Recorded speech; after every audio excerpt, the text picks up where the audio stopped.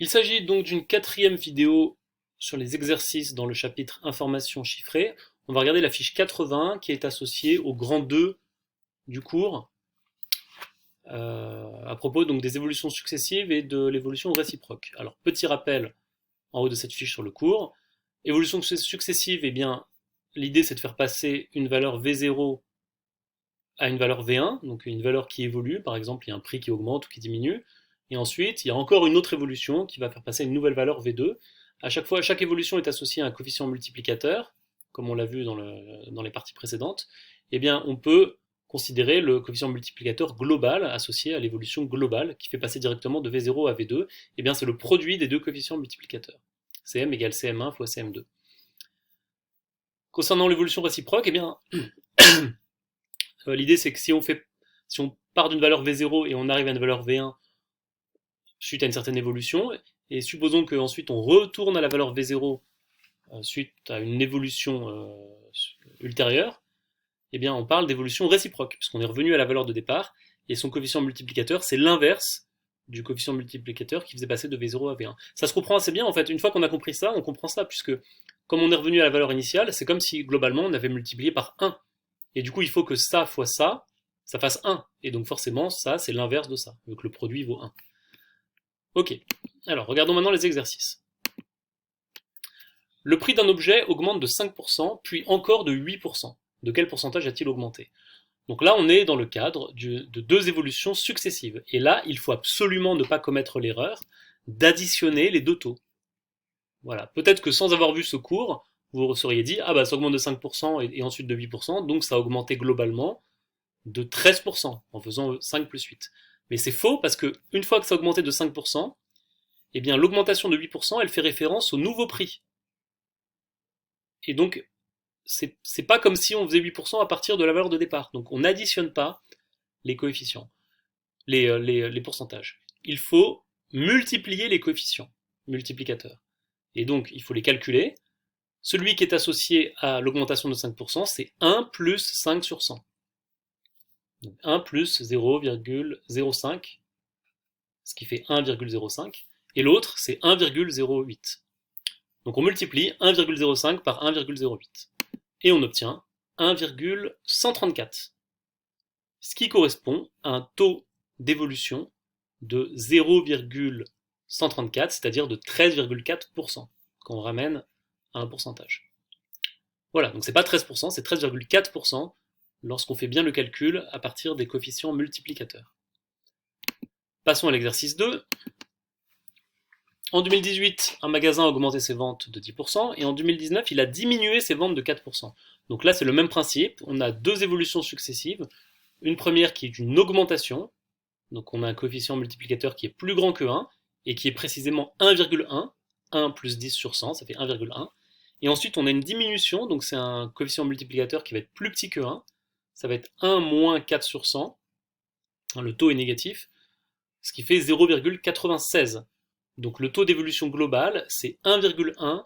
Alors pardon, le coefficient multiplicateur global, c'est 1,1 fois 0,96, ce qui fait 1,056. Et à partir de ce nombre, à partir de ce coefficient, on retrouve le taux d'évolution sur les 2 années, en écrivant que 1,056, c'est 1 plus quelque chose, et ce quelque chose, c'est le taux d'augmentation. Donc là, c'est 5,6 sur 100. 0,56, ça fait 5,6 divisé par 100. Et donc, ça veut dire que les ventes ont globalement augmenté. Le taux d'évolution global, c'est une augmentation de 5,6%. Là encore, on aurait commis une erreur en disant que ça fait 10 moins 4. Ah, ça augmente de 10%, ah, ça diminue de 4%, et ben c'est comme si on avait augmenté de 6%, 10 moins 4. Non, c'est pas ça. On calcule les coefficients multiplicateurs, on en déduit le taux d'augmentation sur les 2 années, le taux d'évolution, et c'est 5,6%. Voilà. Exercice suivant. Lundi à 8h, la température a baissé de 20%. À 10h, elle a augmenté de 24%. Calculez le taux d'évolution global entre 8h et 10h. C'est exactement le même genre d'exercice que celui qu'on vient de voir. On ne fait pas l'addition. Là, l'erreur, ce serait de faire, ah ok, moins 20 plus 24, ça fait 4, donc ça a augmenté de 4%. Non, ça n'a pas augmenté de 4%. Non, il faut faire le produit des coefficients multiplicateurs. Pour la baisse de 20%, c'est un coefficient multiplicateur de 0,8. 1 moins 20 sur 100, ça fait 0,8.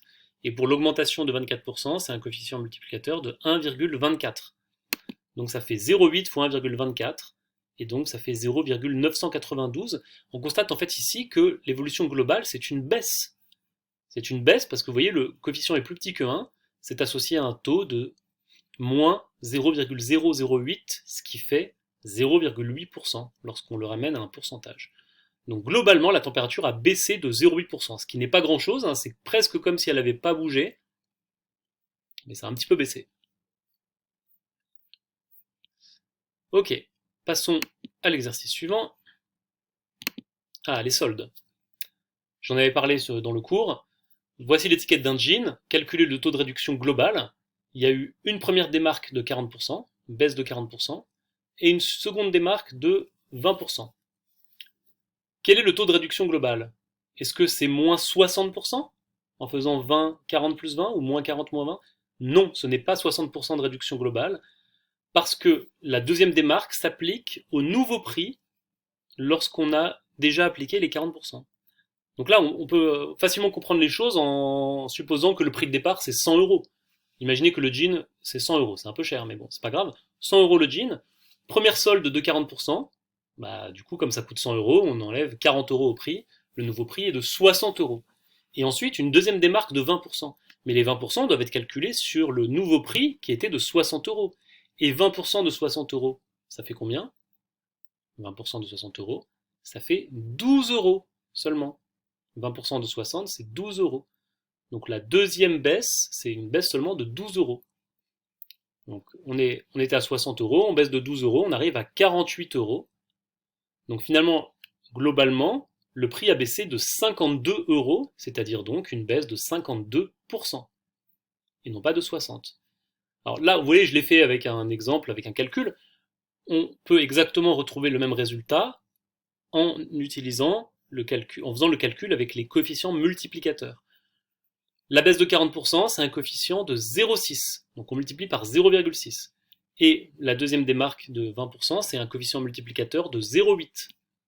En appliquant les formules, donc en fait, le coefficient multiplicateur global, c'est 0,6 fois 0,8. Et ça fait 0,48. Et on retrouve ce que j'avais dit, 0,48 pour un coefficient multiplicateur global, c'est associé à un taux de moins 0,52, c'est-à-dire 52%. Voilà. J'espère que vous avez bien compris maintenant ces histoires d'évolution successive. Ça fait quand même 4 exercices où on fait à peu près la même chose. Passons maintenant à un exercice qui concerne l'évolution réciproque. On a un petit dialogue entre Eva et Pablo. Eva dit: si le prix d'un objet baisse de 10%, puis augmente de 10%, il retrouve son prix initial. Et Pablo dit: non, c'est s'il augmente de 10% d'abord, et ensuite il baisse de 10% ensuite. Qu'est-ce qu'on peut en penser? Qui a raison? Qu'est-ce que vous en pensez? Est-ce que si on augmente de 10% et ensuite on baisse de 10%, on retrouve le prix de départ? Ou alors est-ce que c'est le contraire, il faut d'abord augmenter de 10%, ensuite de 10%, descendre de 10%? Eh bien, si vous avez bien compris ce qu'on a fait jusque-là, vous trouverez que ils ont tous les deux tort. Si on augmente de 10% et qu'on descend ensuite de 10%, on ne va pas retomber sur le prix de départ. Pour reprendre un exemple d'un objet qui coûterait 100 euros, s'il augmente, alors on va suivre plutôt Eva, s'il baisse de 10%, ça veut dire qu'il baisse de 10 euros, donc il passe à 90 euros, et si ensuite il augmente de 10%, eh bien il va augmenter de 9 euros, parce qu'il faut faire 10% de 90. 90 plus 9, ça fait 99, il ne retrouve pas le prix initial. Et si on suit le raisonnement de Pablo, s'il augmente d'abord de 10%, donc il coûtait 100 euros, il augmente de 10%, il passe à 110 euros d'abord. Et ensuite il baisse de 10%. Et bien là, il faut baisser de 11, parce que 10% de 110, ça fait 11. Et donc on part de 110, on baisse de 11 euros, on retombe à 99 euros. Tiens, c'est la même chose que dans l'autre sens.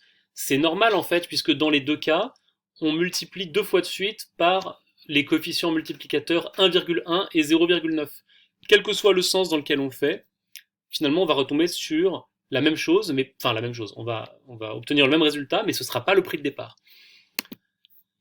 Pour Eva, si on associe les coefficients multiplicateurs aux deux évolutions, c'est 0,9 fois 1,1, et pour Pablo, c'est 1,1 fois 0,9. Finalement, c'est la même chose. Le coefficient multiplicateur global, c'est 0,99. Donc un objet qui coûtait 100 euros, au final, on va multiplier par 0,99, il coûtera 99 euros. Donc on ne retrouve pas le prix initial. Dans les deux cas, le prix de l'objet baisse de 1%. Le taux associé à 0,99, c'est moins 0,01. Grâce à ce petit calcul ici en bas. Voilà, j'espère que tout cela est bien clair pour vous. Passons à l'exercice 6. Il s'agit de compléter d'abord chaque nombre là-haut par son inverse, et ça va nous permettre, à la question suivante, de trouver les évolutions associées, les évolutions réciproques associées à certaines évolutions. Parce que si vous avez bien compris, pour calculer le taux d'une évolution réciproque, on passe par l'inverse du coefficient multiplicateur associé au taux de la première évolution. C'était une phrase un peu longue, mais j'espère que vous avez compris. Alors, donc du coup, là, il faut simplement calculer les inverses. Donc là, c'est 1 divisé par 1, 0,8. Là, si c'est 1 divisé par 2, 1 divisé par 0,4. Bon, voilà, 1 divisé par 0,8, c'est 1,25. 1 divisé par 2, c'est 0,5. Alors, je vais laisser le corriger là. Là, il suffit simplement de faire les calculs avec sa calculatrice ou de tête. Et du coup, si on augmente de 100%, ça veut dire quoi augmenter de 100%? C'est associé à quel coefficient? Eh bien, c'est associé au coefficient multiplicateur 1 plus 100 sur 100, donc 1 plus 1, c'est-à-dire 2. Augmenter de 100%, c'est doubler. Donc c'est le nombre, on multiplie par 2. Eh bien, c'est quoi le coefficient multiplicateur de l'évolution réciproque? C'est l'inverse, donc c'est 0,5. Donc il faut multiplier par 0,5 pour avoir l'évolution réciproque. Et multiplier par 0,5, c'est une diminution de 50%. Donc une augmentation de 100% à une évolution réciproque qui consiste en une diminution de 50%. Voilà, doubler c'est augmenter de 100%, et diviser par 2 c'est diminuer de 50%. Maintenant, une diminution de 60%, c'est associé à quel coefficient multiplicateur? Eh bien, un coefficient multiplicateur de 0,4, puisque 1 moins 60 sur 100, c'est 1 moins 0,6, ça fait 0,4. Quel est son inverse? 2,5. Et 2,5, c'est associé à quel taux d'évolution? Il faut l'écrire 1 plus quelque chose. C'est 1 plus 1,5, 1 plus 150 sur 100. Donc c'est une augmentation de 150%. Voilà, si vous diminuez de 60%, pour revenir à la valeur de départ, il faut augmenter de 150%. Le suivant, 20%, c'est associé à une diminution de... Alors 20%, un coefficient multiplicateur de 0,8. 1 moins 20 sur 100, donc 0,8. L'inverse, c'est 1,25, qui est associé à une augmentation de 25%. Et enfin le dernier, si on augmente de 60%, c'est associé à un coefficient multiplicateur de 1,6. L'inverse, c'est 0,625, qui est associé à une diminution de 37,5%. Puisque là, vous voyez, si on écrit ça 1 moins quelque chose, c'est 1 moins 0,375, qui veut dire moins 37,5%. Voilà. A-t-on le temps pour un dernier petit exercice? Non, on va s'arrêter là, ça fait beaucoup. Voilà, je vous laisse essayer de faire cet exercice à 2 étoiles. N'hésitez pas, si vous avez des difficultés, je referai une petite vidéo là-dessus la prochaine fois. Mais là, on arrive quasiment à 14 minutes, donc je m'arrête ici. Je vous remercie et bon travail.